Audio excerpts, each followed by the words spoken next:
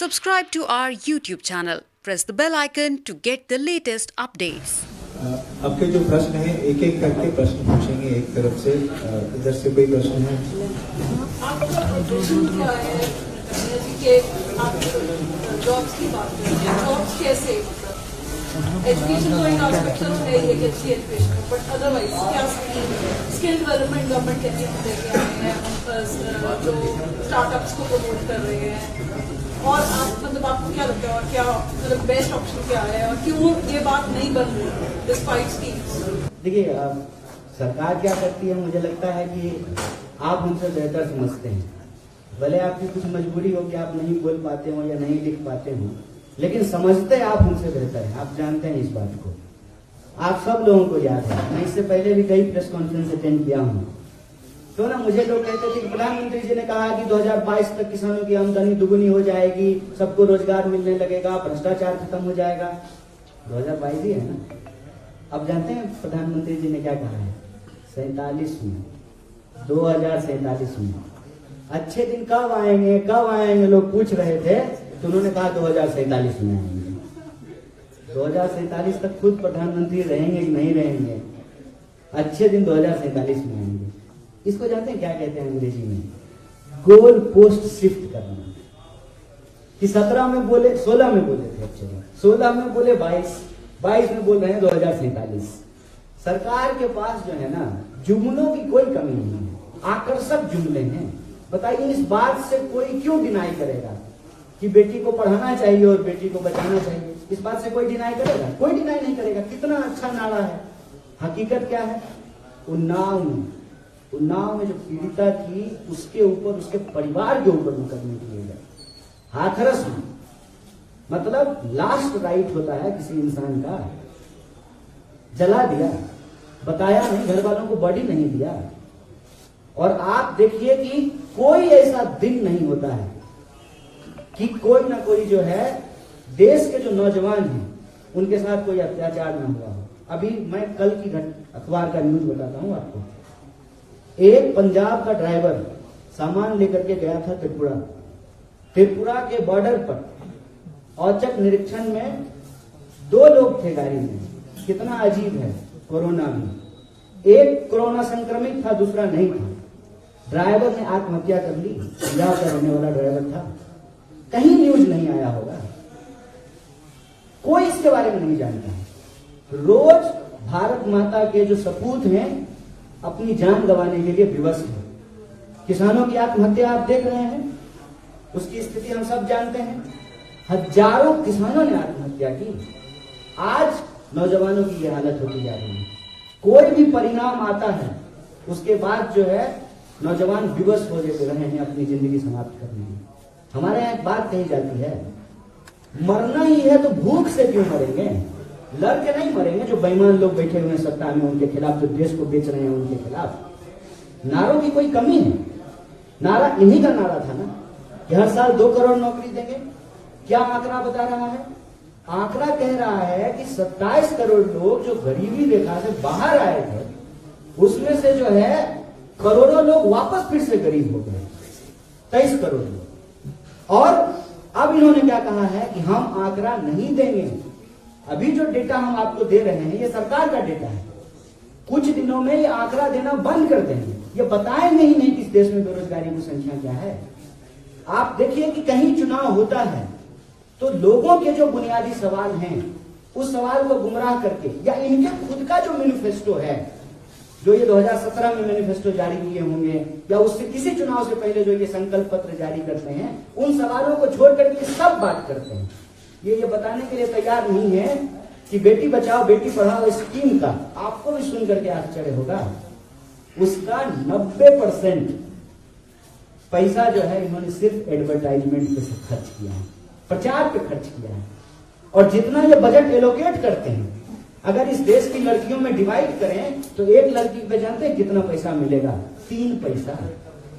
3 पैसे में क्या होगा? 3 पैसे में टॉफी नहीं खरीद सकते हैं। बजट का हो क्या रहा है?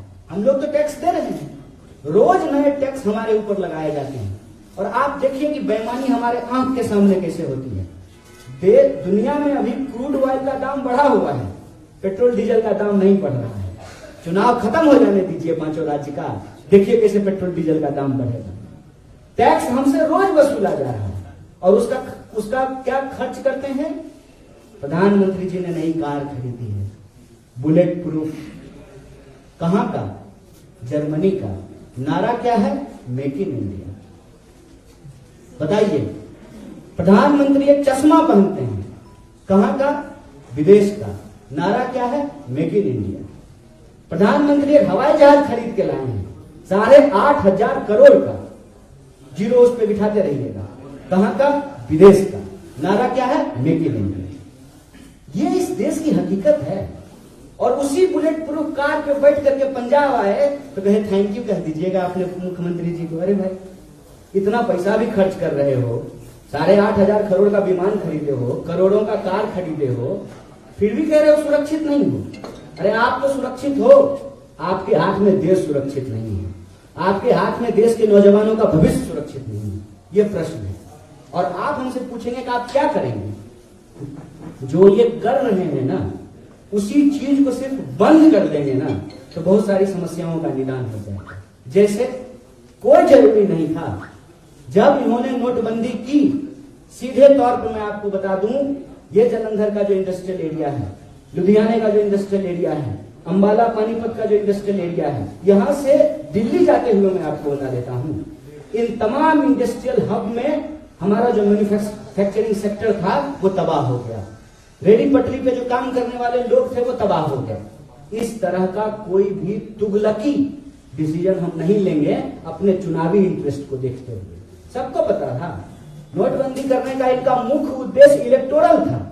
इनको लगा कि अपोजिशन का कमर तोड़ देंगे, वो जो कैश जमा करके रखा है 2 साल पहले चुनाव लड़ने के लिए, उस कैश को बेकार कर देंगे।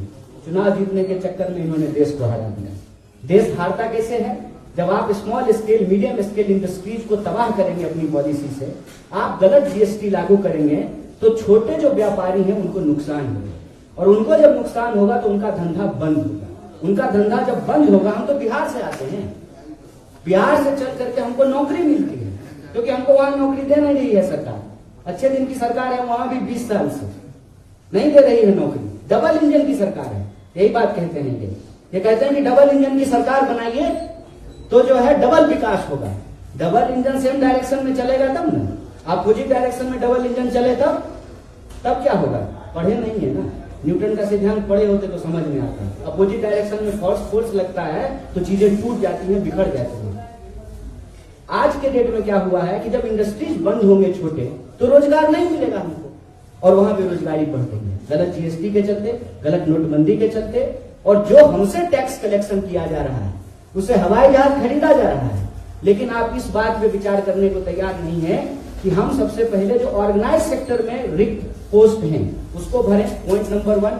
पॉइंट नंबर 2, हम ऐसी इंक्लूसिव पॉलिसी लेकर के आए जिससे इनके बड़े बड़े दोस्तों को फायदा ना पहुंचे, इस देश के जो छोटे व्यापारी हैं उनको भी फायदा पहुंचे। इंटरप्रेन्योरशिप को हम इंकरेज करें, और हम जितना टैक्स कलेक्शन करते हैं उसमें हम यूनिवर्सल इनकम की बात करना शुरू करें कि तो हम जो है लोगों को रोजगार दें। अगर रोजगार हम प्रोवाइड नहीं कर पा रहे हैं तो जो हमारा टैक्स कलेक्शन है, उस टैक्स कलेक्शन से हम यूनिवर्सल इनकम की तरफ बढ़ने की कोशिश करें। देश हम सबका है, इस देश के अंदर हर कोई टैक्स देता है। ऐसा नहीं है कि बड़े पूंजीपति टैक्स देते हैं और आप और हम टैक्स नहीं देते हैं, हम भी टैक्स देते हैं। अगर आप नमक खरीदते हैं उस पर भी टैक्स देते हैं, अगर आप खाद खरीदते हैं उस पर भी टैक्स देते हैं। तो इस टैक्स के पैसे का सही तरीके से इस्तेमाल हो और इस देश के नौजवानों को उनके अंदर जो स्किल है ऑलरेडी, उसको जो है उभार करके उनके लिए वो रोजगार के अवसर पैदा किए जाए, रिक्त पदों को भरा जाए, और जिनको हम नहीं दे पाए यूनिवर्सल इनकम स्कीम के तहत जो है उनको जो है एक बेसिक जो है जिससे उनका बेसिक लाइफ स्टाइल चल सके, उसको हम प्रोवाइड कर सके। और 2019 के चुनाव के वक्त ही मैं आपको बता दूं, कांग्रेस पार्टी के घोषणा पत्र में यूनिवर्सल इनकम की बात की गई थी, लेकिन उस समय तो देश किसी और मूड में था, कोई सुना ही नहीं। दुनिया भर में जो यूनिवर्सल इनकम की बात होने लगी है, हमको भारत में भी जो है इसको इम्प्लीमेंट करने की दिशा में आगे बढ़ना है। जैसे कल का जो एपिसोड हुआ है, ईडी की रेड हुई है, ईडी ने उसके बाद जो वो दिल्ली के बंदे को पकड़ा हुआ, करीब सरकारी बांध मिला है, इस चुनावी माहौल में जो ईडी रेड कर रहा है, इसको किस तरह से? इसको तो आप जानते ही हैं, आपका भी मन जानता है, ठीक है। बात यह है कि इस बात को हम बोलेंगे कि नहीं बोलेंगे। आप सब जानते हैं कि ईडी के डायरेक्टर भाजपा से चुनाव लड़ रहे हैं उत्तर प्रदेश से, जानते हैं, ये खबर है कि नहीं? ईडी के अधिकारी रिजाइन दे करके भाजपा ज्वाइन कर लिए हैं और भाजपा से एमएलए का चुनाव लड़ रहे हैं। सर, नाम बताएंगे? कितना साफ है, नाम बताएंगे? नाम आप खुद देख लीजिए, ठीक है।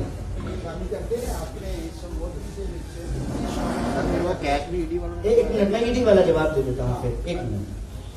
और ईडी को लेकर के हमारा क्या समझ आ रही है?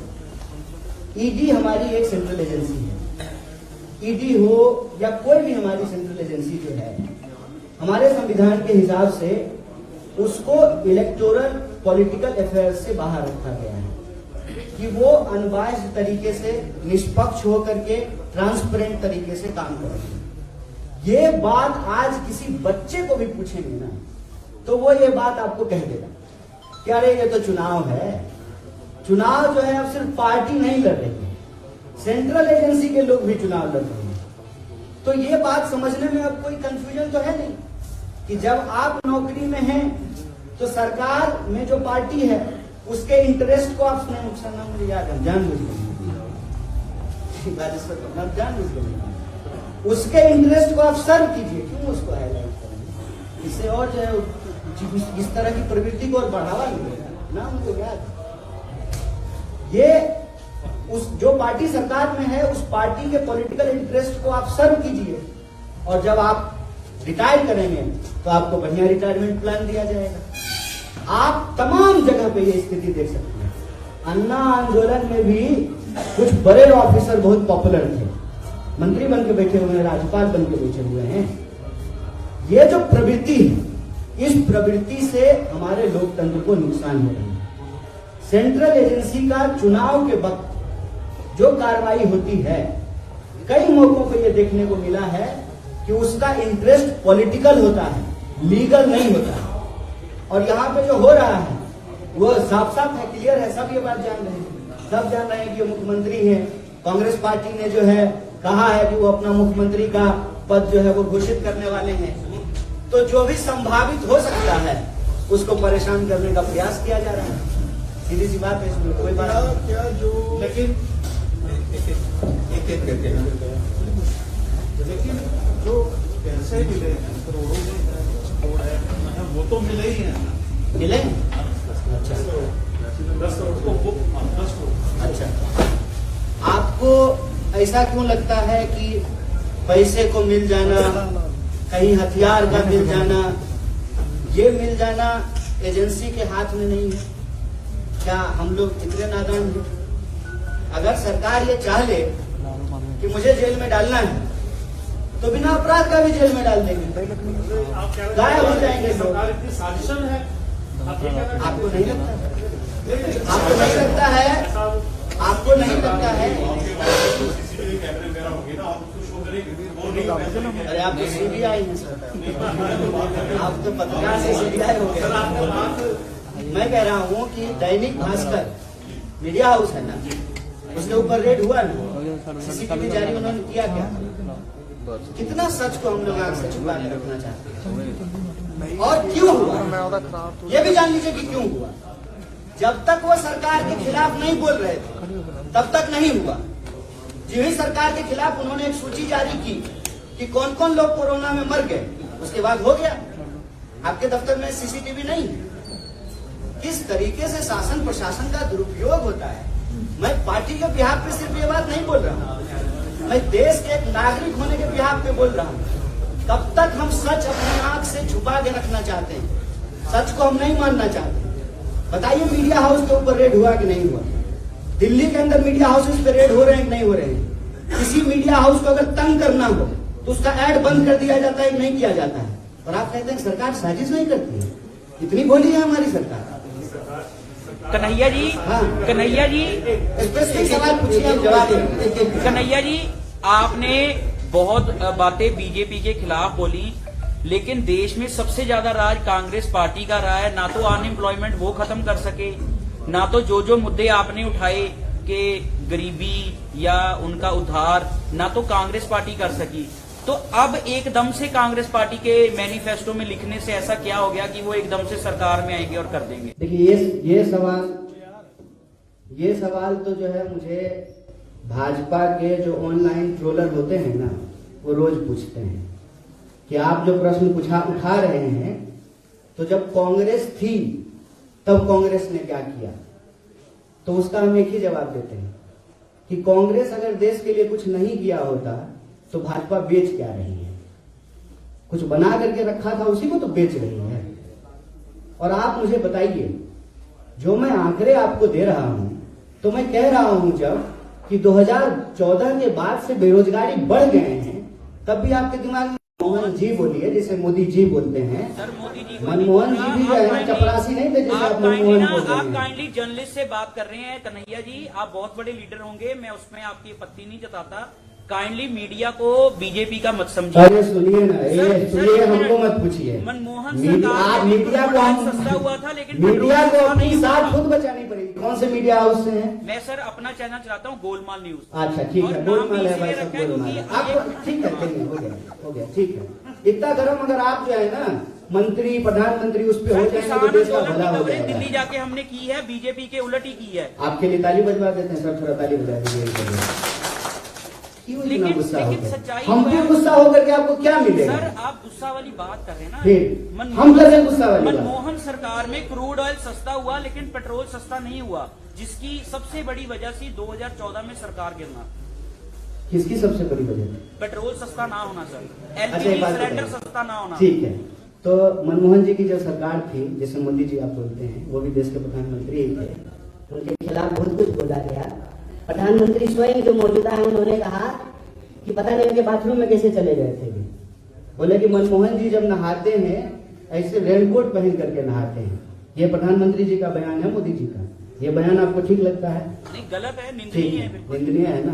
कहिएगा अगली बार आप अपने एपिसोड में मनमोहन जी के पक्ष में। मैं ये कह रहा हूं कि क्रूड ऑयल उस वक्त कितना था 2014 में? बताइए, मनमोहन जी की जब सरकार थी तो। सर मेरे को इस समय आंकड़े नहीं याद, लेकिन महंगा सस्ता हुआ था, लेकिन रेट देश में नहीं घटे थे। नहीं, क्या बात करते हैं? 500 रुपए में गैस का सिलेंडर मिल रहा था, 1000 रुपए में गैस का सिलेंडर मिल रहा है, और आप कह रहे हैं महंगाई नहीं पड़ी थी। कौन सा ऐसा चीज है, कौन सी ऐसी चीज है, आप मुझे बता दीजिए। चाहे वो खाने की चीजें हो, गैस हो, पेट्रोल हो, डीजल हो, जिसके दाम अप्रत्याशित तरीके से नहीं बढ़े हैं। लोगों के जो सवाल हैं, महंगाई अप्रत्याशित तरीके से बढ़ा है, बेरोजगारी अप्रत्याशित तरीके से बढ़ा है, और सरकारी संपत्ति औने पौने दामों में बेचा जा रहा है। आपको सुन करके आश्चर्य होगा, 4-5 लोगों की एक कंपनी को, एक सरकारी कंपनी 27 करोड़ में बेच दिया गया। ये जो देश की हालत है, इस देश की हालत में आज हम खड़े हैं, और आज के इस सवाल को आप कहते हैं कि हमको नहीं उठाना चाहिए, हमको नहीं पूछना चाहिए।